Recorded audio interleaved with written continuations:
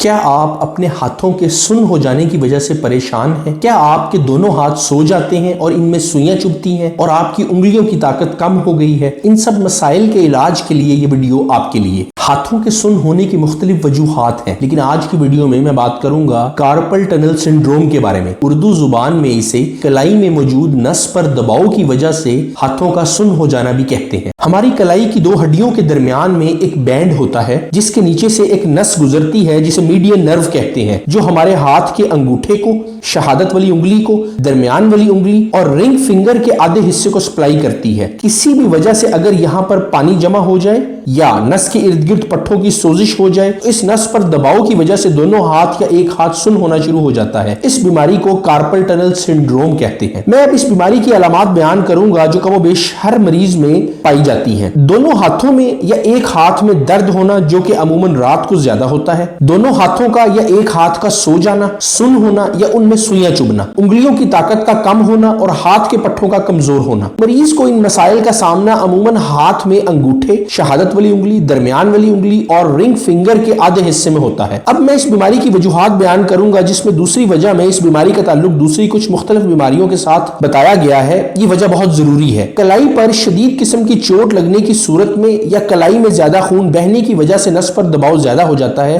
جو اس بیماری کا باعث بنتا ہے۔ ان بیماریوں میں مبتلا افراد میں یہ بیماری ہونے کے امکان زیادہ ہیں۔ موٹاپا، حاملہ خواتین، شوگر کے مریض، گردوں کے امراض میں مبتلا مریض، گلڑ کے مریض، جوڑوں کے امراض میں مبتلا مریض، وہ افراد جن میں وائٹامنز کی کمی ہوتی ہے، شراب نوشی کرنے والے افراد، بڑھتی عمر، وہ کام جن میں کلائی کا استعمال زیادہ ہوتا ہے جیسا کہ ڈرلنگ کرتے وقت۔ مردوں کے مقابلے میں عورتوں میں یہ مسئلہ زیادہ ہوتا ہے اور 40 سال سے زیادہ عمر کی عورتوں میں اور جن کا وزن زیادہ ہو، ان میں یہ مسئلہ ہونے کا خدشہ زیادہ ہوتا ہے۔ ہاتھوں کے سن ہونے کے علاج کے لیے ہم مریض کو سب سے پہلے درد اور سوزش کم کرنے والی دوائیاں تجویز کرتے ہیں اور اس کے ساتھ کلائی پر لگنے والی کریموں کا بھی بتایا جاتا ہے۔ مریض کو کلائی پر لگنے والی پٹی تجویز کی جاتی ہے جسے رسٹ سپلنٹ کہتے ہیں، جو کہ کلائی کے جوڑ پر حرکت کو روکتی ہے اور یوں جوڑ کو آرام ملتا ہے۔ اگر کسی مریض کے کام کی نوعیت ایسی ہے جس میں کلائی کا استعمال زیادہ ہے تو اسے کچھ دن مکمل آرام کا بھی کہا جاتا ہے۔ مریض کو کلائی کی ورزشیں بھی تجویز کی جاتی ہیں۔ اگر کسی مریض کو شوگر یا کوئی اور بیماری ہے تو انہیں ہدایت کی جاتی ہے کہ وہ اسے کنٹرول کریں۔ اگر کسی مریض کو اس طریقہ علاج سے آرام نہ آئے جو کہ پہلے بیان کیا گیا ہے تو اسے کلائی میں کورٹیکوسٹیرائڈز کا ایک ٹیکہ لگایا جاتا ہے جو نس کی سوزش کو کم کرنے میں اہم کردار ادا کرتا ہے۔ اگر کسی مریض کو ان سب طریقہ علاج سے آرام نہ آئے تو ایسے مریضوں میں آپریشن کر کے نس پر سے دباؤ کو ختم کیا جاتا ہے اور جو بینڈ آپ پہلے